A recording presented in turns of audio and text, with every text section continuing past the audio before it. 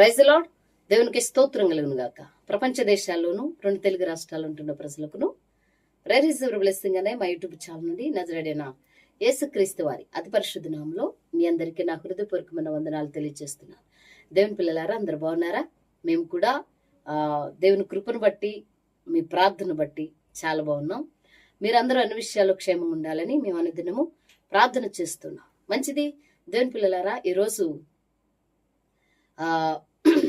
ప్రపంచమంతా కూడా ఎంతో సంతోషించి ప్రతి ఒక్క వర్గంలో, ప్రతి మార్గంలో ఉన్నవారు కూడా, ఒక క్రీస్తు విరోధులు తప్ప ప్రతి ఒక్కరు కూడా మరి యేసుక్రీస్తు ప్రభుల వారి యొక్క పునరుద్ధానాన్ని జ్ఞాపకం చేసుకుని ఆనందపడి ఆయనను స్తుతించి ఆయనను గణపరిచి ఆయన జీవించిన కాలంలో ఆయన చేసిన త్యాగాలు, ఆయన మరణించి తిరిగి లేచిన పునరుద్ధానమును గూర్చిన విషయాలు మరి జ్ఞాపకం చేసుకుని ఆయనను సంతోషపరిచే దినంగా మనం భావిస్తాం. ప్రతి సంవత్సరం కూడా మన సహోదరులైన వారు మరి 40 దినాలు ఎంతో నిష్ఠతో ఉపవాసాలుండి ఆయన శ్రమ దినాలను జ్ఞాపకం చేసుకుంటూ ముందుకు కొనసాగే సందర్భాలు ఇవన్నీ కూడా. అయితే దేవుని పిల్లలారా, ఈరోజు మనము ఆ పునరుద్ధానాన్ని జ్ఞాపకం చేసుకుని కొన్ని విషయాలను మనం ధ్యానిద్దాం. పునరుద్ధానం అనగా దేవుని పిల్లలారా, అసలు ఆశామాషాలనే విషయం కాదు. పునరుద్ధానము అంటే యేసుక్రీస్తు ప్రభుల వారు ఒక్కరే చేసి ఆయన జీవితంలో జరిగిన విషయం తప్ప ప్రపంచంలో ఎవ్వరు కూడా చేయలేనిది ఈ పునరుద్ధానం అనేది. అంటే మరణించి తిరిగి లేచి మరలా తనను ఆశ్రయిస్తున్న బిడ్డల కోసము పరములో మరి ప్రత్యేక స్థానాన్ని ఏర్పాటు చేయటం అనేది చిన్న పని కాదు. యేసుక్రీస్తు ప్రభుల వారి జీవితంలో అందుకేనే 3 రోజులుగా మనం భావిస్తూ ఉంటాం. ప్రతి ఒక్కరికి 2 రోజులే, కానీ యేసుక్రీస్తు ప్రభుల వారికి 3 రోజులుగా మనం ఆలోచిస్తూ ఉంటాం. ఒకటి పుట్టినరోజు, రెండవది మరి మరణించిన రోజు, మూడవదిగా తిరిగి లేచిన రోజు. ఎవరికైనా ఉందా ఈ ప్రపంచంలో? ఎవ్వరికి ఉండదు. వెతకండి. ఎన్ని సందర్భాల్లో మీరు చూసినా కూడా ఎక్కడ కనిపించలేనిది, ఏ మార్గంలోనూ కూడా కనిపించలేనిదే పునరుద్ధానం. అదే యేసుక్రీస్తు ప్రభుల వారిని అనుసరించిన వారి జీవితంలో గొప్ప భాగ్యం. హల్లెలూయా. దేవునికి స్తోత్రం కలుగును. దేవుని పిల్లలారా, యేసుక్రీస్తు ప్రభుల వారిని అనుసరించిన వారు కూడా ఆయన రెండవ రాకడలో వారి యొక్క జీవితాలకి పునరుద్ధానం ఉంది. యేసుక్రీస్తు ప్రభుల వారిని నమ్ముకున్న ప్రతి బిడ, కులమత భేదాలు లేకుండా, చిన్న పెద్ద లేకుండా, తారతమ్యాలు లేకుండా ఆయనను అనుసరించిన వారి జీవితాలు కూడా పునరుద్ధానం అనేది జరుగుతుంది. ఎందుకనంటే దేవుని పిల్లలారా, మరి దేవుడు అంటే మనం ఆరాధిస్తున్న యేసుక్రీస్తు ప్రభుల వారు, పునరుద్ధానుడైన దేవుడు మరి మరణించి తిరిగి లేచాడు. దేవుని పిల్లలారా, దాని విషయమే ఆ సందర్భంగా మనం చూసుకుంటే వివిధంగా మరి దైవజనుల ద్వారా, దైవ సేవకురాల ద్వారా మరి చాలా ప్రసంగాలు మీరు వినే ఉంటారు. ఈ రోజు ఒక కొత్తగా మనం ధ్యానిద్దాం, ఒక కొత్త విషయాన్ని ధ్యానిద్దాం. ఏంటంటే నిజమైన పునరుద్ధానం ఏంటి? నిజమైన పునరుద్ధానం అంటే ఏమిటి? దాని అర్థం ఏమిటి? పునరుద్ధానం అంటే క్రీస్తు మరణించాడు, తిరిగి లేచాడు. మరి ఇంచుమించు 500 సహోదరులకు ఒకేసారి కనపడ్డాడని అపొస్తలుల కార్యగ్రంథంలో మనం చూస్తాం. తర్వాత మొదట మగ్దలేను మరియకు కనిపించారని, తర్వాత ఇవన్నీ కూడా లేఖనాధారం. కానీ మనం ఇప్పుడు ధ్యానం చేసేది ఏంటంటే దేవుని పిల్లలారా, నిజమైన పునరుద్ధానం అంటే ఏమిటి? ఆ విషయాన్ని మనం జ్ఞాపకం చేసుకుందాం. దానికంటే ముందు కొన్ని విషయాలు ఈ పునరుద్ధానం గురించి చెప్పాలి. పునరుద్ధాన విషయంలో యేసుక్రీస్తు ప్రభుల వారు ఆయన సమాధిలో పెట్టబడిన తర్వాత మత్తయి గారు సువార్త, మార్కు గారు సువార్త, లూకా గారు సువార్త, మరి యోహాను గారు సువార్తలు కూడా సందర్భాలు వ్రాయబడ్డాయి. ఈ 4 సందర్భాల్లో కల్లా లూకా గారు వ్రాసిన ఆ సువార్తలో ఒక సందర్భాన్ని మనం జ్ఞాపకం చేసుకుందాం. అక్కడ లూకా గారు రాసిన సువార్త 24వ అధ్యాయము 5వ వచనంలో మనం చూసినట్లయితే అక్కడ ఒక మరి గొప్ప సంగతి, గూఢమైన సంగతి, మరి ఒక రకంగా చెప్పాలంటే గుయ్యోమనిపించే సంగతి ఉంది అక్కడ. చూడండి, ఒకసారి చదువుదాం. వారు భయపడి ముఖములను నేల మోపి ఉండగా వీరు సజీవుడైన వానిని మీరెందుకు మృతులలో వెతుకుచున్నారు? ఆయన ఇక్కడ లేడు, ఆయన లేచి ఉన్నాడు. ఆయన ఇంకా గలిలయలో ఉండినప్పుడే మీతో చెప్పాడు కదని అక్కడున్న అక్కడికి వెళ్ళిన కొంతమంది స్త్రీలతో మాట్లాడుతూ ఉన్న దేవదూతను మనం అక్కడ చూస్తాం. ఈ దేవదూత, దేవుడు పంపిన ఆ దేవదూత చెప్పే సంగతులు మనము వింటాం, మనం ఆ ధ్యానిద్దాం. ఒక్క మాటని మనం ధ్యానిద్దామండి. నిజమైన పునరుద్ధానానికి అర్థం ఏంటో అక్కడ మనం వెతకాలి. ఏంటిది? ఇక్కడ లేడు. ఎవరు? సజీవుడైన వానిని మృతులలో వెతుకుతున్నారేంటి అంటున్నాడు. అంటే వీరెవరు? మృతులలో వెతికే సంఖ్య అని చెప్పాలి ఇక్కడ మనం ఆలోచన చేస్తే. ఈ రోజుల్లో పునరుద్ధానాన్ని ఎలా జరుపుకుంటున్నారంటే, దేవుని పిల్లలారా, ఈ రోజుల్లో పునరుద్ధానాన్ని ఎలా జరుపుకుంటున్నారంటే, పునరుద్ధానానుకున్న అర్థాన్ని సమాధి చేస్తున్నారు. అసలు అర్థం లేని దాన్ని పైకి హైలైట్ చేసి చూపిస్తున్నారు. క్రైస్తవ్యములో 50% మంది అలా ఉన్నారు. దేవుని పిల్లలారా, 50% మంది అలా ఉన్నారు. నిజమైన పునరుద్ధానానికి అర్థం సమాధి చేస్తున్నారు. దాని అర్థాన్ని అసలు ఆ మట్టిలో కలిపేస్తున్నారు. అర్థం లేని వాటిని, మూఢాచారాలను ముందుకు తీసుకువెళ్తున్నారు. ఆ సంగతే మనం ధ్యానం చేద్దాం. దేవుని పిల్లలారా, ఒక్కసారి చూద్దాము. నిజమైన పునరుద్ధానం ఏంటో మీకు నేను పరిచయం చేస్తాను. ఆదికాండ గ్రంథం మీరు చూడండి. లేఖన భాగాలు మీ దగ్గర ఉంటే కంపల్సరిగా వాక్యం వినేటప్పుడు, నేను చెప్పినా ఎవరు చెప్పినా మీరు ఏం చేయాలంటే వాక్యాన్ని చూడాలి. ఎందుకు చూడాలంటే, బెరయా సంఘస్థులు అనలైజ్ చేశారు. ఆ సంగతులు అక్కడ ఉన్నాయా లేదా అనేది వాళ్ళు ధ్యానం చేశారు సుమా, అందుకని చూడమంటున్నాను. ఓకేనా? తరువాత 39వ అధ్యాయం, ఆదికాండ గ్రంథము 39వ అధ్యాయంలో దేవుని పిల్లలారా ఒక సందర్భాన్ని, అంటే పునరుద్ధానానికి సందర్భం అది. పునరుద్ధానం అంటే అర్థాన్ని మీకు నేను తెలియజేస్తున్నాను. చూడండి, అదే నేను చెప్పాను కదా, ఒక కొత్త కోణంలో ధ్యానం చేద్దామని. ఒక్కొక్కరు చాలా ప్రసంగాలు మీరు వినుంటారు. చాలా అద్భుతమైన దైవజనులు దేవుడు మాట్లాడిన మాటలు మీరు వినుంటారు. కానీ ఇది కూడా మీరు ఒక్కసారి విని ఆలోచించండి. అప్పుడు నిజమైన పునరుద్ధానానికి అర్థం తెలుస్తుంది. చూడండి దేవుని పిల్లలారా, నీవు 39వ అధ్యాయము 9వ వచనం, నీవు అతని భార్యవైనందున నిన్ను తప్ప మరి దేనిని నాకు అప్పగింపక ఉండలేదు. కాబట్టి నేనెట్లు ఇంత ఘోరమైన ఆ దుష్కార్యము చేసి దేవునికి విరోధముగా పాపము కట్టుకుందును చేయుదును. ఎవరితో ఈ మాట చెప్తున్నారండి? ఎవరు చెప్తున్నారంటే, మీ అందరికి తెలిసిన విషయమే. ఇందులోనే పునరుద్ధానాన్ని వెతకాలి. ఇలాంటి సందర్భాలు చాలా ఉంటాయి. ఎవరితో చెప్తున్నారంటే, పోతీఫరు భార్య నీతిమంతుడైన పరిశుద్ధుడైన ఆ యోసేపుని పాపము చేయనాతో అని మరి తను బలవంతం చేసే సందర్భంలో, తాను యోసేపు జీవితాన్ని పాడు చేసే సందర్భంలో ఒక పెద్ద పన్నాగం పన్నాడండి అపవాది. అక్కడ ఒక పెద్ద ప్లాన్ వేశాడు. యోసేపు నీతిని చెడగొట్టాలని, యోసేపు పరిశుద్ధతని చెడగొట్టాలని, యోసేపుకున్న ఆ యొక్క యథార్థమైన జీవితాన్ని పాడు చేయాలని ఒక పెద్ద పన్నాగం పన్నాడు. దానిని ప్రేరేపించాడు ఆ పోతీఫరు భార్య. ఆమె పదాక విసికించిందంటండి, పదే విసికించిందంటండి.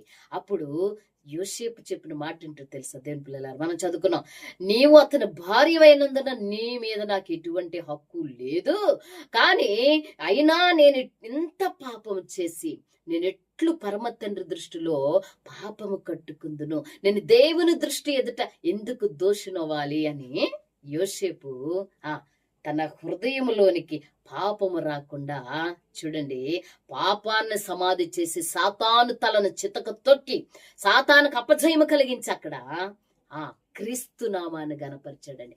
అదండి పునరుద్ధానం అంటే.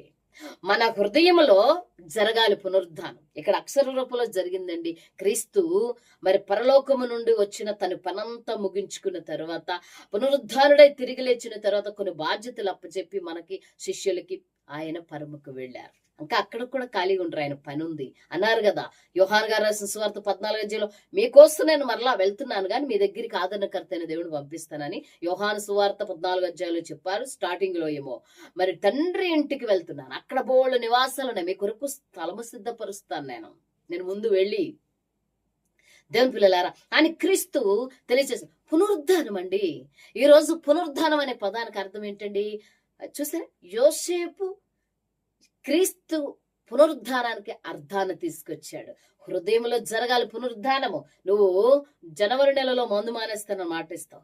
బ్యాందే షాప్ కనపడినప్పుడు అక్కడికి వెళ్ళి నువ్వు మందు తాగాలనుకున్నప్పుడు నో, యేసుక్రీస్తు ప్రభుల వారికి నేను మాట ఇచ్చాను అని హృదయంలో పరిశుద్ధాత్ముడు ప్రేరేపిస్తాడు. తప్పు నువ్వు అలా చేయకూడదని అంటే ఆ పరిశుద్ధాత్మ ప్రేరణకు లోబడటమే పునరుద్ధానం.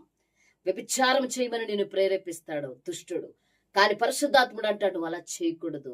క్రీస్తుకు నచ్చదంటే అది మానేయటమే, అది మానేయటమే క్రీస్తు పునరుద్ధానానికి అర్థము. దేవుని పిల్లలారా, హల్లెలూయా, దేవునికి స్తోత్రం కలుగును గాక. దేవుని పిల్లలారా, మీరు గమనించాలి, మీరు ఆలోచించాలి మీరు. ఎందుకంటే నిజమైన పునరుద్ధానం లేదు. ఈరోజు క్రైస్తవ్యంలో నిజమైన పునరుద్ధానం లేదు. క్రీస్తు పునరుద్ధానానికి అర్థం లేదు. దేవుని పిల్లలారా, ఇక్కడ అంటున్నారు మృతులలో వెతకడానికి వచ్చారేంటంటే ఈ రోజు చాలా మంది 100కి 50-90% మృతులలో క్రీస్తుని వెతుకుతూ ఉన్నారు. చాలా మంది యేసుక్రీస్తు ప్రభుల వారిని మృతులలో వెతుకుతున్నారు. కానీ యోసేపు సజీవుడైన యేసుని పునరుద్ధానానికి అర్థం తీసుకొచ్చాడు. యోసేపు హృదయంలో ఆ క్షణమే పునరుద్ధానము జరిగింది. పాపమేమో సమాధి చేయబడింది, నీతేమో పునరుద్ధానమైంది. హల్లెలూయా, దేవునికి స్తోత్రం కలుగును. మరి నువ్వు నీకున్న ప్రతి అలవాట్లు కూడా అందులోనికి లాగేటప్పుడు ఆఫీసులో జాబ్ చేస్తుంటావా తమ్ముడు? ఈ వీడియో చూసిన యవన చెల్లెలకి, యవన తమ్ముళ్ళకి, ఉద్యోగస్తులకి చెప్తున్న మాట ఏంటంటే బల్ల కింద చేతులు పెట్టకండి. దాని పునరుద్ధానానికి అర్థం ఉండదు. ఇదేంటమ్మా వెరైటీగా మాట్లాడుతున్నా? అవును, ఇది నిజంగా పునరుద్ధానము. నీ హృదయములో పాపమును సమాధి చేయటమే, పాపమును సమాధి చేసి నీతిని మొలిపించటం అనేది పునరుద్ధానం. యోసేపు అలానే చేశాడు. యోసేపు గారు అలా చేశాడు కాబట్టి పునరుద్ధానానికి అర్థం తీసుకొచ్చాడు. అప్పుడే క్రీస్తు మరి బ్రతికినట్లు అనమాట. నీ హృదయంలో బ్రతికినట్లు, ప్రపంచంలో బ్రతికినట్లు, నీ సహోదరులు ఎదుట క్రీస్తుని బ్రతికిస్తున్నట్లు అనమాట. అర్థమవుతుందా సహోదరులరా, దేవుని పిల్లలారా? మీరు గమనించండి, నీ హృదయంలో జరగాలి పునరుద్ధానం. యేసుక్రీస్తు ప్రభుల వారు ఆనాడు పునరుద్ధానుడు అయ్యాడు. ఇప్పుడు పునరుద్ధాన మర్మం నీకు అప్పచెప్పాడు కాబట్టి నువ్వు పునరుద్ధానం అవ్వు. లోకములో పాపములో ఇంకా ఇంకా ఇంకా ఇంకా మలుడివైపోయి ఇంకా క్రీస్తు గాయాలను రేపుతూ ఇంకా క్రీస్తు పునరుద్ధానానికి అర్థం లేకుండా బ్రతుకుతూ ఉంటే దాన్ని నిజమైన పునరుద్ధానం అనరు. మందిరానికి వెళతాం, ఏది విడిచిపెట్టావు. వాక్యం రోజు వింటావు, ఉపవాసాలు ఉంటావు వారానికి ఒకసారి, ప్రతి సభా మానవు, ప్రతి కూటము మానవు, కానీ పాపమునకు దూరంగా మాత్రం ఉండవు. మృతులలో వెతుకుతూ ఉన్నావు. చూడండి దేవుని పిల్లలారా, ఆ బ్యాచ్ని కూడా నేను పరిచయం చేస్తాను. చాలా మంది ఇక్కడికి ఎందుకు వచ్చారు, ఇక్కడికి రాకూడదు మీరు అంటున్నాడు దేవదూత. సజీవుడైన వాడు మృతుల్లో ఎందుకు వెతుకుతున్నారు? మీకు అనిపించా? మీకేమైనా బుర్ర పని చేయట్లేదా మీకు అని సుగంధ ద్రవ్యాలు పట్టుకెళ్ళిన వారితో దేవదూత మాట్లాడుతూ ఉన్నాడు. ఈరోజు చెప్పనా, మీ నాన్నకి మందు చేసే ఇష్టం, మీ నాన్నకి ఏదో తింటం ఇష్టం, అవన్నీ మూట కట్టుకొని సమాధి దగ్గరికి వెళ్తున్నారు. పువ్వులు, పేడ అన్ని పట్టుకుని అతనికి ఏది ఇష్టమో, సిగరెట్ తాగిబడికి సిగరెట్, మందు తాగిబడికి మందు, ఆడికి ఉన్న ప్రతి అలవాటు. మా నాన్న బతుకున్నప్పుడు ఈ కూర తినేవాడండి, అందుకని ఆ కూర అండి సమాధి దగ్గర. బతుకున్నప్పుడు పెట్టరాదు అవన్నీ, నువ్వు సమాధి దగ్గర తీసుకెళ్లి పెడుతున్నావు అని. ఇలాంటి మాటలు మాట్లాడితే ఇలాంటి వాక్యాలు వినరండి చాలా మంది. నిజంగా ఇలాంటి వాక్యాలు వినరు. పైకి ఇట్లా నెట్టేస్తా ఉంటారు. అలాంటి మాటలు వచ్చాయనుకోండి ఇలా పైకి నెట్టేస్తా ఉంటారు. మీ మంచికి. పునరుద్ధానం అంటే అర్థం ఏంటో చెప్తున్నాడు. సమాధి అలుకుతావా? దేనికి అందులో ఉన్నాడని చెప్పిందా లేఖనం? సమాధి అలుకుతావా? సమాధికి బొట్లు పెడతావా? పూలదండలేస్తావా? ఒక్కసారి మట్టికి అప్పు చెప్పినప్పుడు మరలా దాని వైపు తిరిగి చూడకూడదు లేఖనం చెప్తుందే ప్రసంగి గ్రంథం. మరలా వెళ్తావా సమాధి దగ్గరికి? మరలా కల్లాపులేస్తావు, ముగ్గులు పెడతావు, వాటికి దండలేస్తావు. మరలా అట్లా ఏమి మీ నాన్న బతుకున్నప్పుడు, మీ అమ్మ బతుకున్నప్పుడు, మీ బంధువులు బతుకున్నప్పుడు, నీ భర్త బతుకున్నప్పుడు, నీ భార్య బతుకున్నప్పుడు ఏది ఇష్టమో అది తీసుకెళ్లి పెడతావా? బతుకున్నప్పుడు పెట్టకుండా ఉందా నీకు? మరి ఇప్పుడు ఎక్కడ వెతుకుతున్నావు నువ్వు? క్రీస్తు పునరుద్ధానానికి అర్థం ఉందా? బుర్ర ఉందా నీకు అని అడుగుతుంది దేవదూత. అంటుంది సజీవుడేవాడు మృతులు ఎందుకు వెతుకుతున్నావు? అసలు నీకు మైండ్ లేదా అన్నట్టు అనమాట. అక్కడ లేదు గాని అన్నట్టు దేవదూత అలా అంటున్నాడు. ఇక్కడ వెతక్కండి మీరు, ఆయన లేచి ఉన్నాడు. హల్లెలూయా. ఎలకిక సమాధి దగ్గర. నిజంగా నీకు వాక్యం తెలిస్తే పూర్వీకులు మన పితరులు పరంపర్యాచారాలు తీసుకొస్తున్నారే తప్ప నిజమైన పునరుద్ధానానికి అర్థం లేకుండా చేస్తున్నారు మీలో కొంతమంది. ఎందుకు వెళ్తున్నావు నువ్వు? మృతుల్లో ఎందుకు వెతుకుతున్నావు? అక్కడ ఏమైనా ఉంటారా? లేఖనం చెప్పిందా? అంటే చాలా మంది అంటారు కాదండి అమ్మగారు, మరి మగ్ధలేని మరి వాళ్ళందరూ వెళ్ళారు కదా. మరి ఉన్నాడు అక్కడ? అతను వెళ్ళాడు కదా. లేని చోటుకి ఎందుకు వెళ్తున్నారు మీరు? అది మీరు గమనించాలి. యేసుక్రీస్తు ప్రభుల వారి పునరుద్ధానానికి అర్థమేంటో మీరు గ్రహించాలి, గమనించాలి. లేకపోతే క్రీస్తును నమ్ముకునికి శుద్ధ వేస్ట్. శుద్ధ వేస్ట్. నువ్వు మూఢాచారాలకి బలైపోతున్నావు. ఇతరులు కూడా క్రీస్తు అంటే తెలియలేని వారు మూఢాచారాల్లో బయలుదేరి వెళ్తున్నారు. ఎంత దారుణం! ఇంట్లో చనిపోయాడు అనుకోండి, 3 నెలలు తప్పుకోవాలని అంటాడు పంతులు. 3 నెలలు తప్పుకోండి పంతులు అంటాడు. 3 నెలలు ఉండరండి. మరి వీళ్ళు ఎవరనుకున్న సంఘ పెద్దలు పాస్టర్ గారికి రైట్. కొంతమంది ఈ మధ్య కొత్త వెరైటీ ఏంటంటే పాస్టర్లు కూడా అలా చేస్తున్నారు. పాస్టర్లు కూడా నేను చూసిన కళల్లో, నేను విన్న సాక్ష్యాల్లో ఇది నిజమండి. చాలా మంది వాళ్ళు కూడా చేస్తున్నారు. 2 నెలలు ఉండకూడదంటే మీ ఇంట్లోనే, ఎందుకంటే మీ చనిపోయారు కదండి పంతులు. లేకపోతే ఇంకొక చోట చూపించుకుని 2 నెలలు 3 నెలలు గడిచే వరకు శుభకార్యాలకు వెళ్ళరండి. వాళ్ళు ఎవరు? మహాక్రైస్తువులు శుభకార్యాలకు వెళ్ళరు, ఎవరైనా పేరుతో వెళ్ళరు, చుట్టాల ఇంటికి వెళ్ళరు, ఆ బంధువుల ఇంటికి వెళ్ళరు, ఎక్కడికి వెళ్ళరండి, బయట తిరగరు. దాన్ని పునరుద్ధానం అని మీరు అనుకుంటూ ఉన్నారు. మూర్ఖులనే చెప్పాలి ఒక రకంగా చెప్పాలంటే, అవివేకులనే చెప్పాలి ఒక రకంగా చెప్పాలంటే. సజీవుడైన వారిని నువ్వు మృతుల్లో వెతుకుతావా? యోసేపు ఎక్కడ వెతికాడు? హృదయములో. ఆయన హృదయంలో, అమ్మో పరిశుద్ధాత్ముడికి లేదా నన్ను చూస్తున్న దేవునికి నేను పునరుద్ధానుడని యేసుకి సాక్షిగా ఉండాలి. హల్లెలూయా. ఎప్పుడైతే నిన్ను పాపము చేయమని అపవాది ప్రేరేపించినప్పుడు దాన్ని నువ్వు జయిస్తావో అది కదా నిజమైన పునరుద్ధానం, అది కదా పునరుద్ధానం, అది కదా క్రీస్తు బిడ్డవంటే. ఏది మానవు పునరుద్ధానుడని యేసును ఆరాధిస్తున్నాను నేను అంటావు. గ్రహించు. ఇంకా అలా ఉండొద్దు దయచేసి. ఈ వీడియో చూసిన సహోదరులకి నేను చెప్తున్న ఒక క్రొత్త కోణంలో ధ్యానం చేద్దామని చెప్పాను కదా. ఈ క్రొత్త కోణాన్ని మీరు అర్థం చేసుకుని మీ హృదయాలలో క్రీస్తుని చంపొద్దు, పదే పదే చంపొద్దు. సాతాను ఎదుట ఆయన అవమానం తీసుకురావద్దు, సాతాను ఎదుట ఆయనకు అపజయం తీసుకురావద్దు. అపవాది ఎదుట ఆయనకు జయమును చేకూర్చడమే కదా నిజమైన పునరుద్ధానం. మృతుల్లో వెతుకుతున్నావా? వెళ్ళి తెల్లవారుజామే వెళ్ళిపోతారండి. తెల్లవారు 3ంటికి లేస్తారు. రేపు ఆదివారం పునరుద్ధాన దినం కదా, ఈస్టర్ కదా. తెల్లవారు 3ంటికి లేచి అయ్యి బాబు ఏనాడు సంవత్సరం అంతా దాని చూడరు. ఆ సమాధి చుట్టూ తుప్పలు వచ్చేస్తాయి. ఆ సమాధి చుట్టూ చాలా మంది పాడు చేస్తుంటారు. మళ్ళీ ఆ సమాధి మీదకి ఎక్కి కొంతమంది మందు బాబులు చేస్తూ ఉంటారు. అన్ని సంవత్సరం అంతా అయిపోద్ది. టక్కబంట వెళ్ళి శుభ్రంగా అన్ని రుప్పలన్నీ బాగు చేసేసేసి బొట్లు ఎట్టేసి దాంట్లో ఎట్టేసేసి పళ్ళు ఎట్టేసి పలహారాలు ఎట్టేసి అమ్మా తినమ్మా వీళ్ళు కూడా తాగేసి ఉంటారు చాలా మంది. చి చి చి చి చి చి ఇంకా భ్రష్టత్వంలోకి వెళ్ళిపోతున్నారు చాలా మంది. అందరిని అన్నట్ల దేవుని పిల్లలారా, మీరు నిజమైన పునరుద్ధానం ఏది? దంచి కొట్టే ప్రసంగాలు వింటారు ఏది? కాబట్టి ఇవన్నీ మార్చుకునటమే పునరుద్ధానం. క్రీస్తుకు నచ్చినట్లు బ్రతకడమే పునరుద్ధానం. ఆయనకు నచ్చినట్లు, ఆయన మెచ్చినట్లు బ్రతకటమే పునరుద్ధానం. హల్లెలూయా. దేవునికి స్తోత్రం కలుగుగాక. కాబట్టి ఇక్కడ లూకా గారు రాసిన సువార్తలు అంటూ ఉన్నాడు కదా, సజీవుడైన వానిని మృతులలో వెతకొద్దు. రకరకాల ఆచారాలు బయలుదేరిపోయినాయండి. అలా వెతకొద్దు. వాక్యం ఏం చెప్తుంది?